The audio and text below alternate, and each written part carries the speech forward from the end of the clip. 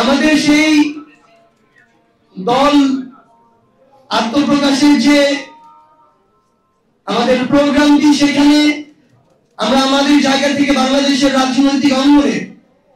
যত দল রয়েছে তাদের নেতৃবৃন্দ থেকে শুরু করে আমাদের এই অভ্যুত্থানের যারা শহীদ পরিবার, আহত যোদ্ধা রয়েছে এবং দেশি বিদেশি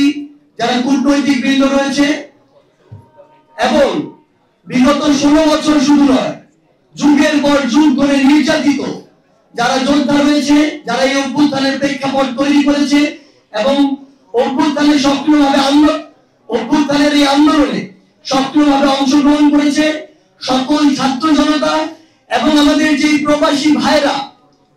এই অভ্যুত্থানে অন্যতম গুরুত্বপূর্ণ ভূমিকা পালন করেছে, তাদের প্রতিনিধি থেকে শুরু করে বাংলাদেশের সকল অংশীদারিত্ব, আমাদের যত জাতিগোষ্ঠী রয়েছে, বিভিন্ন ধর্মীয় থেকে শুরু করে আমাদের ক্ষুদ্র নৃগোষ্ঠী থেকে শুরু করে যারাই রয়েছে সকলের সেখানে অংশগ্রহণ থাকবে এবং আমরা বিশ্বাস করি সেই 28 ফেব্রুয়ারি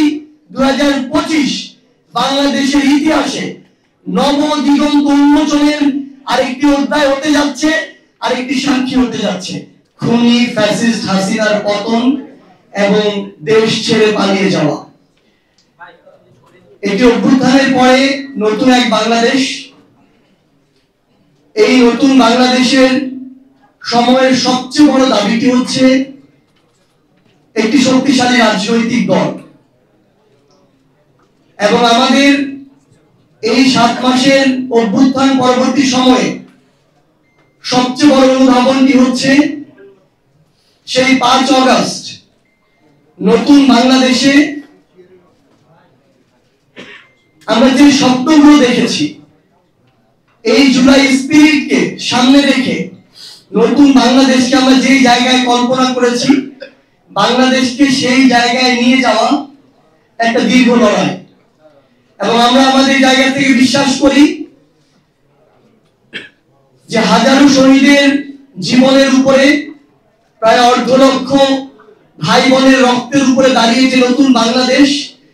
এই বাংলাদেশে এই দীর্ঘ লড়াইটি করে সেই কাঙ্ক্ষিত বাংলাদেশ আগামী প্রজন্মকে উপহার দেয়া আমাদের কাছে একটি আমানত এবং আমরা আমাদের এই লড়াইটি করে যেতে চাই। সেই লড়াইকে সামনে রেখে বৈষম্য বিরোধী ছাত্র আন্দোলন এবং জাতীয় নাগরিক কমিটি ঐক্যবদ্ধভাবে নতুন একটি রাজনৈতিক দলের আত্মপ্রকাশ করতে যাচ্ছে।